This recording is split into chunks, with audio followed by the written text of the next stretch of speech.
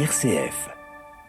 Et c'est aussi avec Jean-Pierre que l'on termine cette émission pour parler littérature avec votre invité. Avec nous aujourd'hui Romain Arasme. Romain Arasme, bonjour. Bonjour. Merci d'être avec nous. Vous venez de publier un livre qui a pour titre « La pastorale retrouvée ». Alors de quoi s'agit-il ? La pastorale aurait-elle été perdue ? Pourquoi un tel titre ?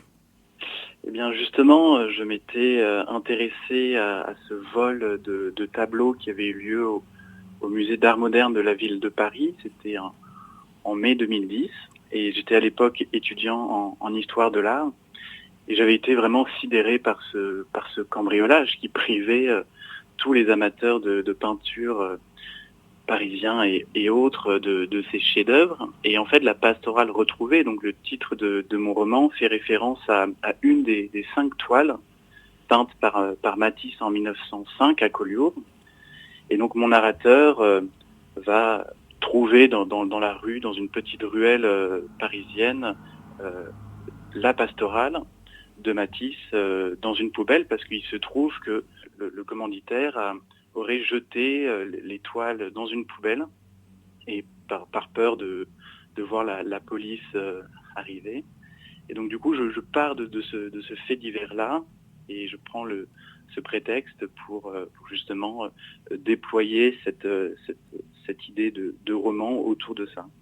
Au fond, si on vous comprend bien, ce qui vous passionne, c'est l'histoire de l'art, mais vous utilisez le roman pour faire passer votre message en développant des thèmes de l'histoire de l'art. Complètement, et c'est une histoire de l'art plurielle parce que c'est aussi bien donc l'histoire de l'art moderne autour de Matisse, mais c'est aussi l'art contemporain parce que mon narrateur Paul Mazars rencontre beaucoup d'artistes, fréquente beaucoup leurs ateliers, et donc c'est à la fois de l'art moderne, de l'art contemporain, de l'art d'aujourd'hui, et aussi de l'art ancien. Et je me sers effectivement de cette trame romanesque pour essayer de relier les différents temps de la peinture, parce que même les plus modernes s'inspirent parfois de l'art très ancien. Matisse, c'était Giotto et bien d'autres.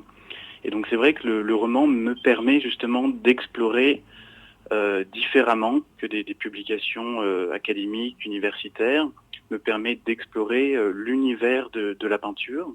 Et c'est vrai qu'il y a des notes de bas de page sur les artistes. Donc on peut très bien lire ce livre sans très bien connaître l'histoire de l'art. On apprend des choses tout en lisant un roman. Pour vous, Romain Arasme, peinture et spiritualité ont un lien. Oui, je crois. Bon, c'est vrai que toutes les œuvres d'art ne sont pas religieuses, mais je crois qu'il y a une forme de spiritualité dans l'art en général. Il y avait ce très beau livre de Kandinsky, Du spirituel dans l'art.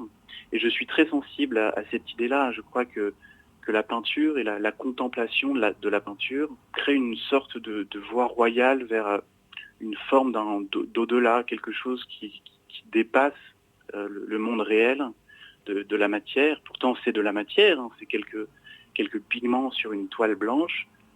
Et donc là, je suis très sensible à ça, et mon narrateur aussi, Paul Mazars, il y a beaucoup de scènes effectivement d'une pieuse contemplation finalement, et d'un hors-temps que je rapproche aussi à l'univers des églises, parce que bien souvent l'art a longtemps été aussi contemplé dans les églises.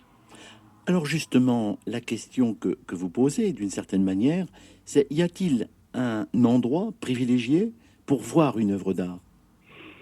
Eh bien, effectivement, c'est vrai que mon narrateur va se retrouver, sans dévoiler non plus trop l'histoire, mais il va se retrouver avec ce chef-d'œuvre de Matisse chez lui, ce narrateur qui est absolument fan, un grand amateur de la peinture de Matisse.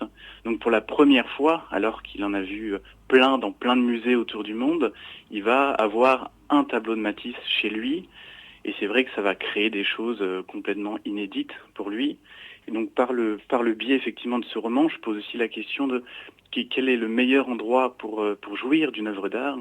Est-ce que c'est l'intimité d'un intérieur, d'un appartement où on peut prendre le temps en solitaire, tranquillement, devant l'œuvre, ou alors c'est le plaisir partagé dans un musée qui sont parfois, voilà, avec beaucoup de monde, avec des contraintes aussi, voilà. Donc je pose cette question et je crois que la réponse se situe un peu entre les deux.